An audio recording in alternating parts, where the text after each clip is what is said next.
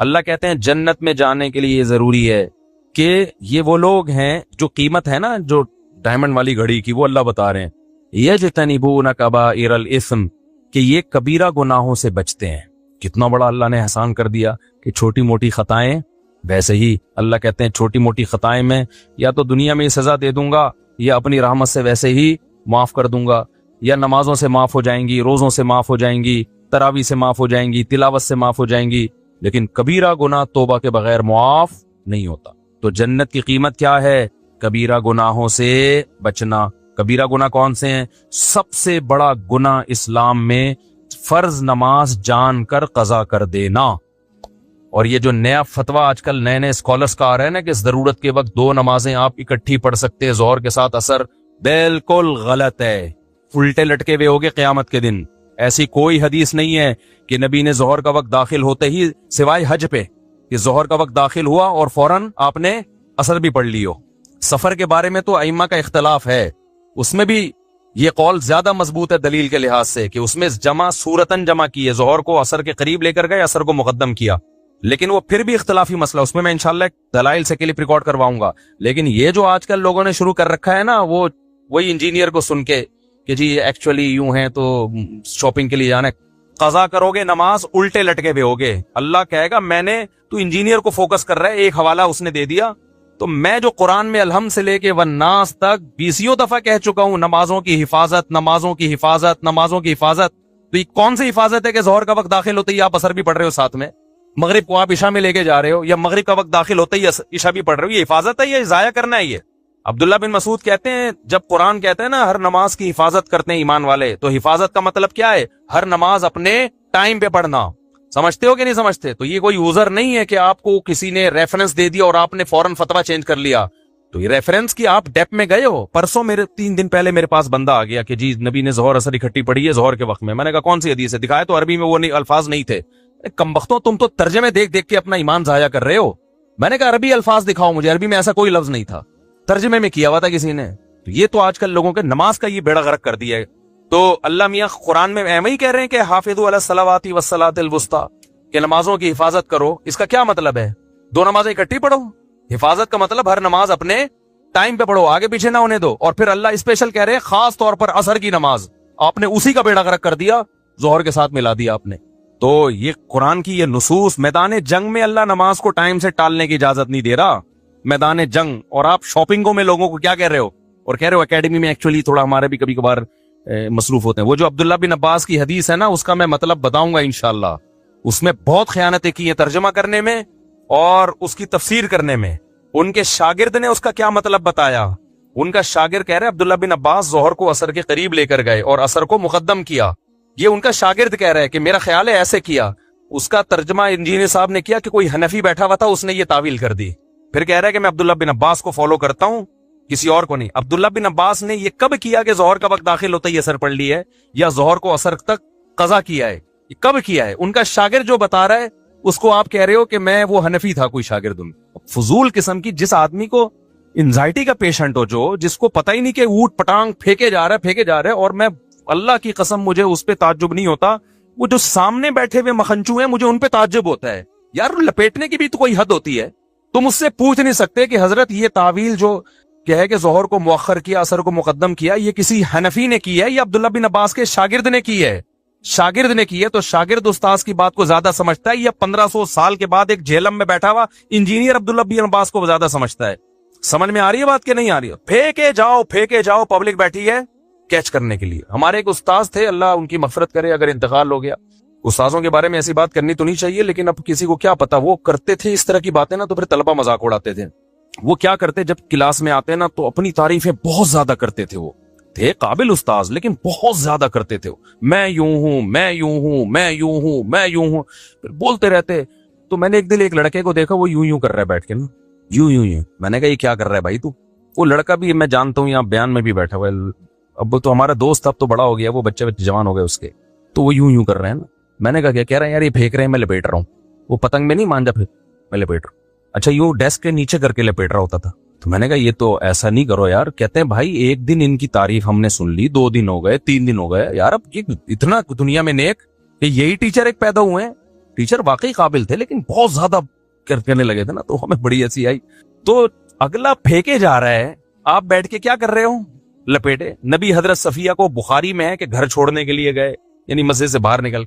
तू तर्जमा देख लो उसका, और तर्जमा भी गलत हो सकता है, अरबी अल्फाज तो देखो ना तुम, उलमा से तो पूछो।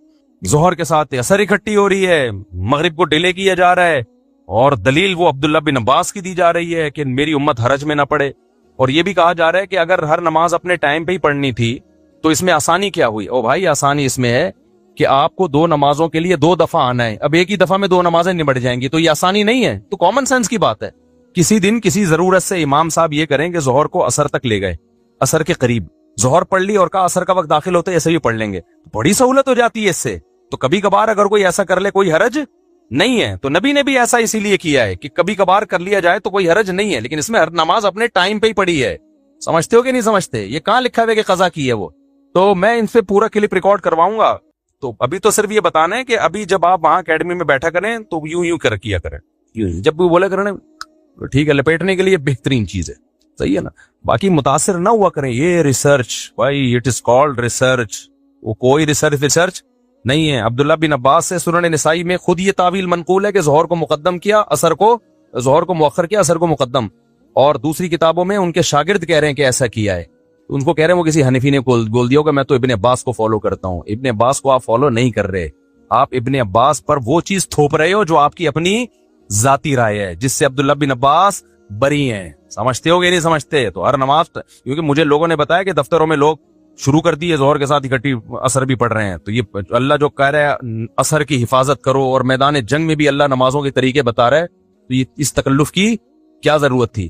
तो ये नमाज अपने टाइम पे पढ़ो, एक ही चीज रह गई है। तो इसलिए अल्लाह ने क्या फरमाया, वल्लज़ीना यज्तनिबूना कबाइरल इस्मी, तो कबीरा गुनाहों से बचते हैं। कबीरा में सबसे पहले नमाज का जाया करना है, दूसरा जिना करना, कत्ल करना, माँ बाप को बोलो मुंह से जल्दी लो, माँ बाप को सताना, तकलीफें पहुंचाना, फिर चोरी करना जिसपे हद जारी होती है, और होमोसेक्सुअलिटी ये भी कबीरा गुनाह है, और सूद खाना, बैंक में जॉब करना सूदी बैंक में, क्योंकि आप सूद में ताउन का जरिया बन रहे हैं। उलमा कहते हैं कबीरा गुनाह वो गुनाह है, हर वो गुनाह जिसपे जहन्नम की वईद हो या अल्लाह उसके रसूल की तरफ से लानत हो। तो नबी ने सूद देने वाले लेने वाले पर भी लानत, सूदी लेन देन पे गवाह बनने वाले पर भी लानत, सूदी लेन देन के को लिखने वाले पर भी लानत की है। तो ये भी कबीरा गुनाह में दाखिल है। इंश्योरेंस में जॉब करना, इंश्योरेंस क्योंकि वो सूद और जुए का मजमुआ है, वो भी कबीरा गुनाह में दाखिल है। औरत का कभी कभार बेपर्दगी हो जाए तो सगीरा, मुकम्मल मुसलसल बेपर्दा रहना, मुसलसल जैसे कि आदत ही होती है, तो वो किस में दाखिल है? मुंह से फूट, कबीरा में दाखिल है। कभी बदनजरी हो गई गलती से, सगीरा में दाखिल है। बदनजरी की आदत पड़ जाना, बोलो कबीरा में दाखिल है।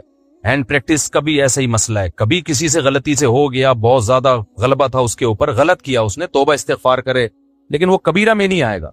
लेकिन ये काम जो करता है एक दफा नहीं होता, उससे यूज्ड टू होता है। तो जब आप यूज्ड टू हो गए तो ये किसमें आ गया?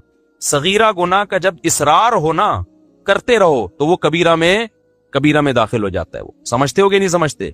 इसी तरह और बहुत सारे गुनाह, रिश्तेदारी तोड़ना, एक साल हो गया बहन से बात नहीं हो रही, एक साल हो गया सगे भाई से मुंह बनाया हुआ है, पुप्पो से मुंह बनाया हुआ है, खाला, ये जो महरम रिश्ते हैं, ये इनसे सिला रहमी फर्ज है। कभी कभार हो जाती है ऊंच नीच, इतने लंबे अरसे के लिए कतई ताल्लुक कर लेते हैं, तो ये भी किस में दाखिल है? रिश्तेदारी तोड़ना इस्लाम में छोटा गुनाह बोलो नहीं है। तो ये मोटे मोटे गुनाह है। कभी कभार किसी की हल्की फुल्की गीबत हो गई, सगीरा में दाखिल है। गीबत का ताल्लुक इससे है कि गीबत करके अगले को जलील कितना कर रहे हो। थोड़ी सी इंसल्ट हुई तो सगीरा, बड़ी इंसल्ट हुई तो कबीरा। समझ रहे हो?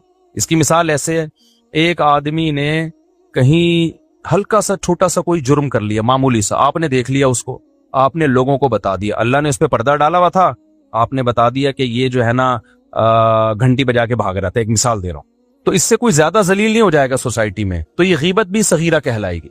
लेकिन आपने उसको जिना करते हुए देख लिया या कोई और जुर्म करते हुए, अल्लाह ने उसके गुनाह पे क्या डाला है? पर्दा।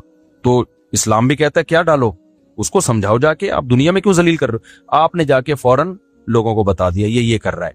ये जितना बड़ा जुर्म जिना है ना, उससे बड़ा जुर्म आपने कर लिया, और अब अपने जलील होने के लिए तैयार हो जाओ।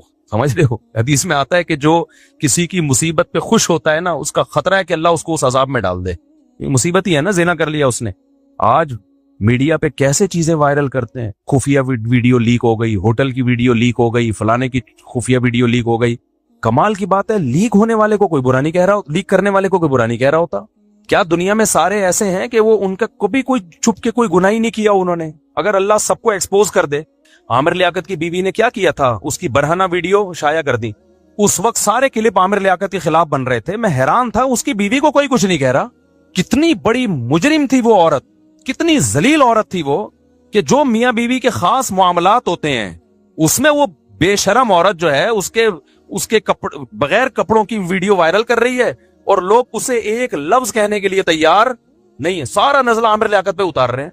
तो ये हमारी सोसाइटी का ना बहुत बड़ा ऐब है कि जो गुनाह कुछ वायरल कर रहा है उसको एक लफ्ज नहीं बोला जाता और सारा नजला उस पे जो छुपके गुनाह कर रहा है। जो छुपके कर रहा है तो शरीयत ने तो उस पे पर्दा डालने का हुक्म दिया है।